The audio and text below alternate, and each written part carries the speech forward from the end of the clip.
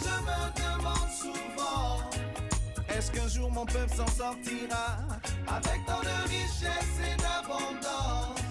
Nous sommes toujours là, battant des bras. Africain, je me demande souvent si cette manne est une malédiction avec tant de richesse et d'abondance. Nous sommes toujours là, battant des bras. Oh, oh, oh, oh. Il y a quelque chose qui ne va pas. Oh, oh. Chers téléspectateurs, bonsoir. Merci d'être encore au rendez-vous de votre émission Éveil de la conscience du peuple noir.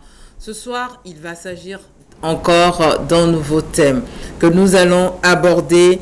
Nous allons aborder le thème, le pouvoir de l'imagination, avec M. Raoul Johnson, comme à l'accoutumée. Alors, M. Johnson, bonsoir. Bonsoir Tata Della. Comment vous allez? Je vais bien. Alors, un nouveau thème. Mais bien avant cela, il faudrait faire un rappel de tout ce qui a été dit la dernière fois, si possible. Merci Tata Della. Donc, comme vous le savez, nous avons entamé une aventure d'éveil de la conscience depuis un peu plus d'un an. Et actuellement, nous sommes en train d'explorer un certain nombre de facultés qui font de l'être humain véritablement un être extraordinaire. Au cours de la dernière émission, nous avons exploré le thème, le pouvoir de la volonté. Le pouvoir de la volonté parce que, comme vous le savez, nous prenons au cours d'une journée environ 5 à 6 000 décisions où nous faisons 5 à 6 000 choix par jour. Et bien évidemment, nous savons que ces choix nous conduisent directement vers notre destinée. Alors aujourd'hui, nous allons explorer un thème complémentaire. Quel est-il?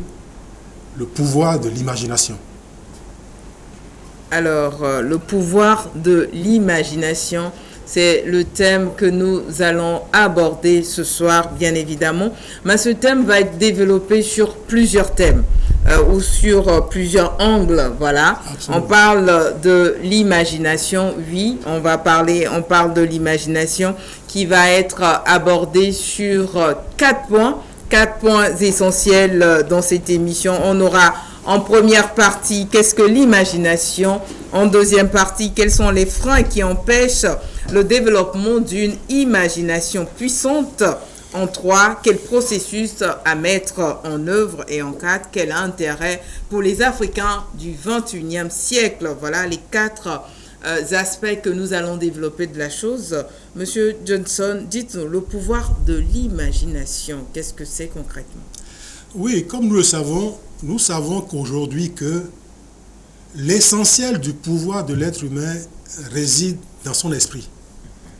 Et l'esprit a un certain nombre de sens spirituels qui lui permettent d'agir, en l'occurrence l'imagination ou encore l'image en action. L'imagination peut être vue comme un outil, peut être vue également comme un univers. Comme vous savez, nous avons notre passé, notre présent dans notre tête. Je dirais dans notre mémoire. Et je serais tenté de dire, nous avons une mémoire virtuelle dans laquelle toute notre vie s'enregistre. Et on peut même comparer l'imagination à un espion qui inscrit dans cette mémoire virtuelle, surtout aujourd'hui à l'ère de l'Internet, toutes les informations qui concernent chacun de nous. Les informations que nous vivons ou les activités que nous vivons, disons, dans le monde physique, mais ce qui est extraordinaire, elle enregistre également les activités que nous enregistrons, que nous exécutons dans le monde intérieur. Parce que vous savez, on estime à 60 à 70 000 le nombre de pensées qui traversent notre esprit par jour. Si ces pensées ne sont pas canalisées un peu, vous voyez ce que ça va donner. Elles iront dans tous les sens et à la fin, nous n'en aurons pas fait grand-chose. Alors, l'imagination est également vue comme l'atelier dans lequel notre esprit crée, invente, innove. Parce que aujourd'hui, plus qu'hier, nous savons que nous pouvons nous enfermer dans une chambre et développer des tas de produits, des tas de biens et services. Donc, par notre imagination, nous pouvons le faire. Je vais peut-être raconter une histoire où aujourd'hui on parle beaucoup plus de transformer notre propre être en acteur de notre vie. Ok. C'est l'histoire d'un psychiatre appelé Viktor Frankl. C'est un psychiatre. Viktor Frankl a été enfermé dans un camp nazi au cours de la Deuxième Guerre mondiale. Et dans ce camp nazi, le traitement des prisonniers était insupportable. On vous réveille à 2 heures du matin, vous mangez mal, on vous fait faire des travaux forcés. Donc, véritablement, Viktor Frankl était profondément malheureux. À plusieurs reprises, l'idée de se suicider lui est passée dans la tête. Mais il a trouvé une solution extraordinaire. Comment exploiter le pouvoir de l'imagination. Et vous savez ce qu'il a commencé à faire? Il a commencé à se voir sortir de ce camp de concentration. Il imagine que la fin de la guerre est arrivée. Il est sorti vivant du camp de concentration. Il a commencé à écrire un ouvrage sur tout ce qu'il a vécu. Et mieux, il a ouvert un cabinet dans lequel il a commencé à animer un certain nombre de conférences pour sensibiliser les gens. Et ça aux États-Unis. Alors, quand il a commencé à imaginer sa vue future, le temps a commencé à ne plus être aussi long.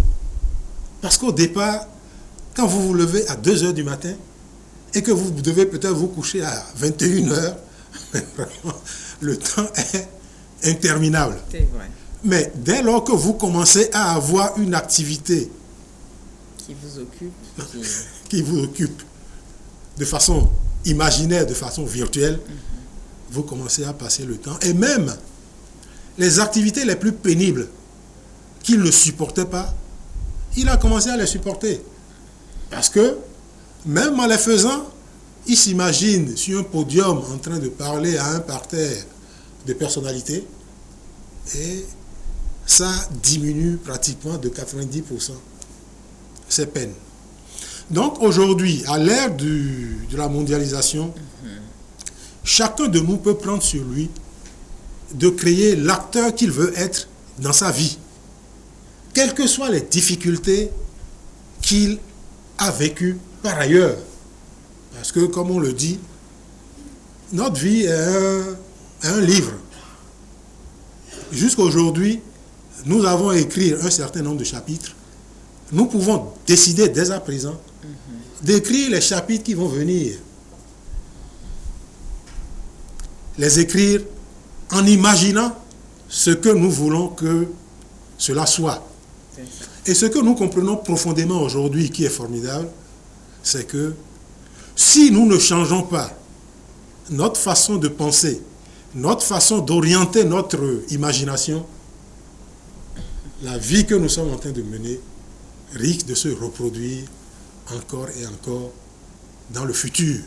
D'accord. Donc, il est important de se saisir de ça, de saisir de ça parce qu'en réalité, tous, en tant qu'êtres humains, nous avons cette faculté, mais nous devons reconnaître avec beaucoup d'humilité que toutes les grandes créations qui ont été faites aujourd'hui sont des créations qui nous viennent d'ailleurs. Alors que nous aurons bien aimé également produire des technologies, produire des biens et services, produire une société dans laquelle nous également nous sommes des acteurs très actifs et je dirais dans laquelle nous sommes en train de lancer le rêve africain. Alors, pour développer cette imagination de manière puissante, il y a également d'autres facteurs, il y a des freins. Quels sont ces freins pour développer ces facteurs-là? Comme vous le savez, l'imagination ne se remplit pas ex nihilo, comme on dit. l'imagination est une mémoire virtuelle, comme on l'a dit, qui se remplit par des connaissances et des croyances. Et nos activités, notre comportement dans la vie est fondamentalement fondé sur les connaissances et les croyances que nous avons. Mais ce que nous pouvons signaler ou indiquer qui freine véritablement l'imagination, ce sont les émotions négatives. Comme on a l'habitude de le dire, la qualité de notre vie est le reflet de la qualité de nos émotions.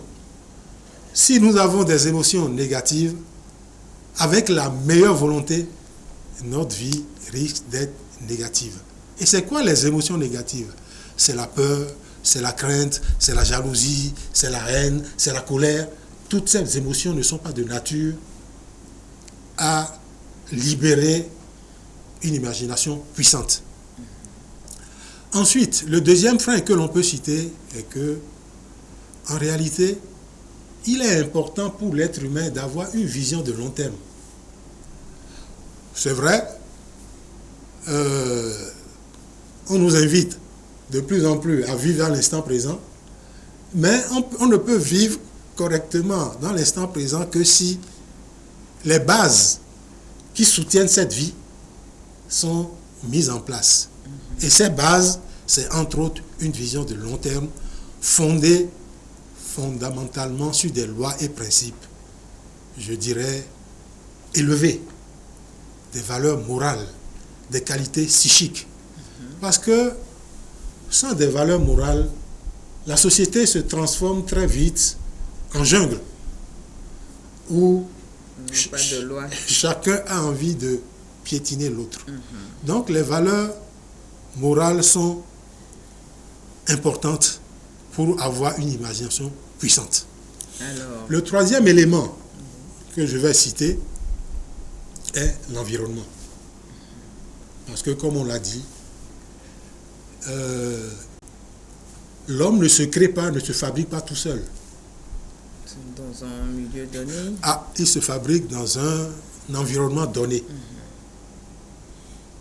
Quand dans cet environnement-là, cette perception de la vie, où les connaissances qui éveillent l'esprit sont enseignées, c'est beaucoup plus facile de se mettre dans cette voie, voire de développer de nouvelles voies qui puissent vous permettre d'évoluer. Mais quand l'environnement n'est pas adapté à cette vision des choses, c'est un peu difficile. Je vais peut-être raconter une petite anecdote qui ralentit ce genre de choses. Je me rappelle, j'avais travaillé dans une entreprise. J'étais au 3e étage, je descendais de temps en temps voir un ami au 1er étage. Je suis descendu, je tape sa porte, j'entre dans le bureau, je le vois faire des gestes brusques. Et je dis, il ne s'attendait pas à vous voir. Donc, tu es en train de manger ou bien qu'est-ce qui t'arrive? Il dit, assieds-toi. Et il sort un livre, c'est un analyse financier. Il me dit, mais vraiment, Monsieur Johnson, ce livre est extraordinaire. Je croyais que c'était mon voisin d'en face qui arrivait, qui analyse financier comme moi. Je ne voulais pas qu'il voie le titre du livre et qu'il aille l'acheter. Et je dis, mais Barthélemy, si celui qui a écrit le livre avait fait, je sais pas, était comme toi, c'est vrai que tu ne l'aurais pas reçu, là. Je m'excuse, beaucoup d'entre nous sont encore dans cet état d'esprit où on ne veut rien partager. On veut tout garder pour soi. On veut tout garder pour soi, alors que, comme on le dit, la connaissance est une matière qui, plus vous la partagez, plus vous vous développez, plus vous apprenez vous-même, plus vous allez dans les détails. Donc ça, c'est un certain nombre de freins qui empêchent l'imagination de véritablement prendre son envol. Alors, quel processus mettre en œuvre? On a coutume de dire qu'aujourd'hui, nous sommes en face de deux écoles. L'école conventionnelle et l'école de la vie. Ok. L'école conventionnelle qui forme pour gagner sa vie, gagner de l'argent, gagner des biens matériels, occuper des postes, et l'école de la vie qui permet de vivre sa vie. Je ne sais pas si vous connaissez le chanteur John Lennon. Il paraît qu'il était, je ne sais plus en quelle classe, on lui demande mais quel métier vous voulez faire quand vous serez grand. Il dit heureux. Heureux. On vous demande quel métier vous voulez faire, vous voulez être avocat, vous voulez être... Heureux. C'est un choix à la vie. Ah oui. Bon, et le maître lui dit, vous n'avez rien compris à la question. Et il se dit intérieurement, C'est plutôt lui qui n'a pas compris sa réponse. c'est vous qui n'avez rien compris à la vie. Parce qu'en réalité, on n'excelle que dans ce qu'on aime faire. Quand vous êtes orienté au cours de votre vie à mener des activités, à apprendre déjà, parce qu'il faut toujours avoir un background pour pouvoir travailler. On vous forme dans des matières, dans des métiers qui vous intéressent. À ce moment-là, comme le disent les philosophes, vous ne travaillez plus, vous jouez tout le temps. Et même quand vous allez travailler, quelles que soient les difficultés, quels que soient les problèmes que vous rencontrez, mais vous vous demandez, mais qu'est-ce que ça veut m'apporter de plus par rapport au développement de mon potentiel? Parce qu'en réalité, notre potentiel, imagination est illimitée, comme d'autres facultés. C'est à force d'y travailler, qu'on arrive à les développer. Et aujourd'hui, ce que nous comprenons de façon très claire, vous savez que certains peuples, depuis le moment où la femme est enceinte, elle commence à parler à cet enfant gentiment. Elle commence à le bichonner. Et il n'est pas sorti encore, jusqu'à ce qu'il sorte. Et ensuite, dès qu'il sort, il est bébé, il devient enfant. Pour aller se coucher, on lui lit de belles histoires. Alice au pays des merveilles. Et ces histoires-là forment de plus en plus son univers imaginaire. Et bien évidemment, comme on l'a dit, on lui enseigne également les lois et principes qui font véritablement la vie. Les lois et principes qui forgent la confiance, qui forgent la dignité, qui forgent la responsabilité, qui forgent l'intégrité. Et progressivement, il commence à se sentir vraiment responsable de sa vie. Et quand ces lois et valeurs psychiques lui sont enseignées, il peut maintenant s'approprier les connaissances, je dirais, techniques ou scientifiques, les compétences et expertises. Vous savez, encore dans nos sociétés, nous pensons que les diplômes scolaires sont une fin en soi.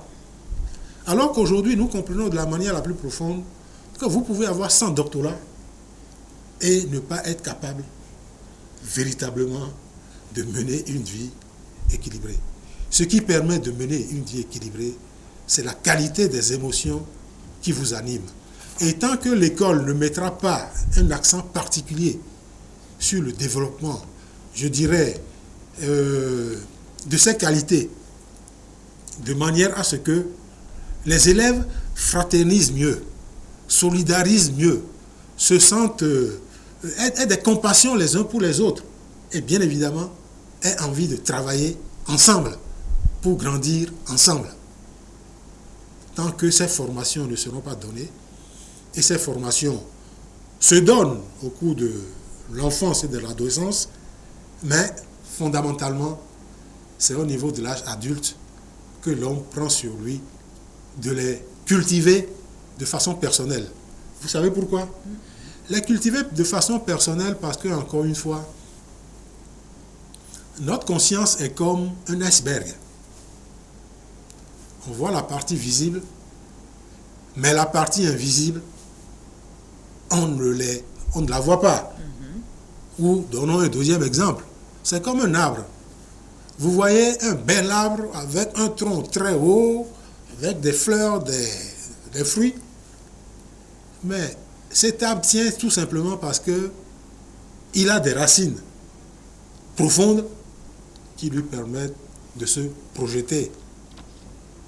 La racine est la partie invisible de l'iceberg. L'arbre et le tronc, la partie visible, sont la partie visible. Les racines, la partie invisible. Quand les racines ne sont pas suffisamment bien travaillées, l'arbre ne peut pas avoir le potentiel nécessaire pour s'élever comme il faut. Donc, véritablement, il est important de construire ses racines. Mais encore une fois, ce sur quoi nous voulons insister est que construire les racines pour que cela donne des résultats concrets. Ok. Parce que dans nos sociétés aujourd'hui, nous faisons beaucoup d'efforts, mais nous ne mesurons pas encore suffisamment les résultats concrets que cela peut apporter aujourd'hui ou demain. Ou à la limite même, nous avons une perception relativement confuse des résultats que nous en attendons. Alors qu'aujourd'hui, il est important que, avec une imagination profonde, nous puissions, je dirais, voir la destination que nous poursuivons, voir les objectifs, voir les étapes que nous allons parcourir pour l'atteindre, et cela ne se fait pas en un jour.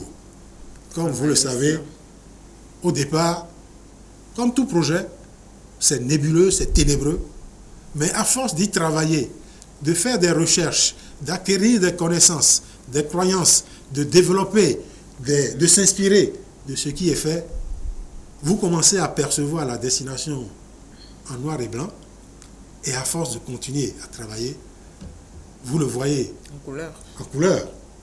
Et dès lors, quand le plan est mis en place, on y va. D'accord. Alors, quel intérêt pour les Africains du XXIe siècle, M. Johnson? Comme vous le savez, l'Afrique d'hier n'est pas l'Afrique d'aujourd'hui. Et comme nous le savons également, la mentalité d'hier n'est pas la mentalité d'aujourd'hui. Le monde d'aujourd'hui change tellement vite que nous sommes en permanence invités à nous adapter. Et ce que nous savons aujourd'hui est que la seule manière de s'adapter, c'est de mettre à jour nos connaissances et nos croyances. Et surtout, c'est de développer profondément les facultés supérieures qui résident en l'être humain. Les développer parce que, comme vous le savez également, nous sommes sur un marché mondial, un marché globalisé. Ayons l'humilité de reconnaître que nos productions ne sont pas à la hauteur des productions qui nous viennent ailleurs. Nous devons envisager, ou je dirais, nous devons viser la Lune, de manière à ce que, même si nous n'atteignons pas la Lune, nous atterrissons dans les étoiles. Nous pensons que véritablement, pour l'Afrique de demain, c'est cette ambition que nous devons avoir. Et pour avoir cette ambition, nous devons d'abord travailler ensemble, solidariser, fraterniser, chercher à produire un travail de qualité, chercher la performance, non seulement pour nous, mais pas une performance centrée sur je, ou moi, et une performance qui ne vise que les biens matériels.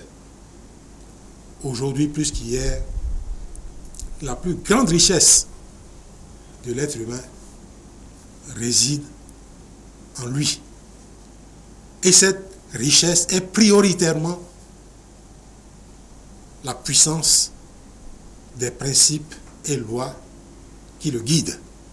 Et ces principes et lois le dirigent vers sa destinée. Alors, votre mot de la fin, rapidement, M. Johnson.